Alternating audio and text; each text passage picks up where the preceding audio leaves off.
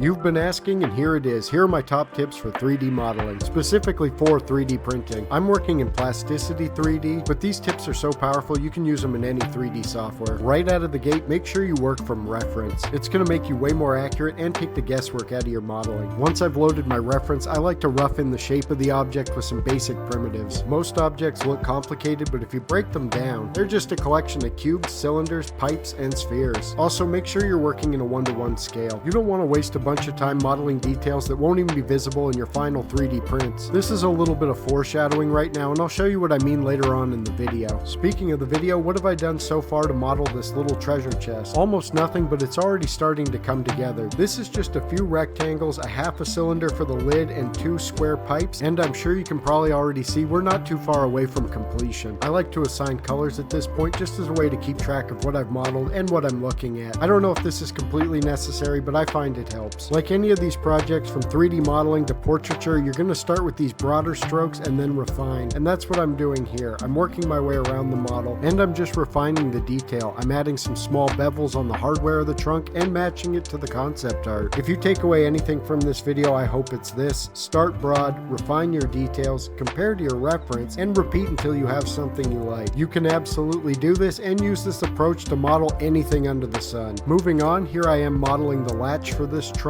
What's it made out of, you ask? That's right, more cylinders and rectangles. When I'm modeling, I'm relying on copy, rotate, and mirror heavily to save time. I'm usually trying to get this done quick, so the least amount of individual things I have to model, the better. Could you imagine if I sat down and modeled each bolt on this trunk individually? You'd look at me like I was nuts for doing it, and you'd be absolutely correct. Get in the habit of mirroring things, get in the habit of copying things, and save as much time as possible. From there, I cut an opening in the latch by projecting a rectangle and extruding back. I'm calling this latch done for now. Let's move on to the lock. This is going to be super easy and super repetitive. Once again, I'm drawing a rectangle, I'm beveling the endpoints, and I'm converting it to a pipe. Who would have ever guessed that this pipe-like object is drawn with pipes? Not me! After some tweaking to better match the concept art, let's move on to modeling this lock. I've created this pipe segment once, so you better believe I'm never doing that again. Let's copy, rotate, and reposition this to create the top of the lock. I could have brought in reference art to model this lock body, but honestly, with a detail this small, I just winged it. Generally, when I'm modeling things like this keyhole, I try to keep it about 0.5 millimeter deep just to make sure it 3D prints well. You can get away with a 0.3, but I find 0.5 just works the best. Don't go more shallow than 0.3 millimeters though, the detail just won't show up. At this point in the process, I have a trunk that I like. I'm going to start adding some more of the details, starting with all these little rivets on the hardware. I modeled one out of a beveled cylinder and then proceeded to mirror it over and over again until my whole trunk was filled up with rivets. I used a curved array to add rivets to the top of the trunk and a few square pipes to cut wood details into the body. We're almost done with this project, and you can see from the video that nothing we've done here is super crazy. This is a simple object, but I would approach something more detailed in the exact same way. One of the last things I like to do before completing a project is just give it one final orbit. There's always going to be little things you've missed or forgotten, maybe even come back the next day. Fresh eyes always help these things. I'm looking at this latch opening again, and at this size, I really don't think it's necessary, so I chose to remove it. A small tucked away detail like this doesn't really add anything to the model, and it's just an added headache for printing. Speaking of headaches, at some point your model may break for no apparent reason. Fight the urge to push your computer out the window and stay calm. And fight the urge to get completely lost in the sauce with small details. Here I am adding little chips to the boards of this treasure trunk. Everything looks larger on the screen, and when you go to 3D print, it might not even be visible. Let me print these out and I'll show you what I mean. Here's the 2 treasure trunks printed and painted. One has the details, one doesn't. Can you honestly tell the difference between the two? Not really, right? Save some time on your model, skip these tiny details, and call it a day. I'm going to post this file with these 2 treasure trunks on my page if you want to check it out, print it, or maybe use it for a project. And with that, I hope you learned something, and I'll see you in the next one.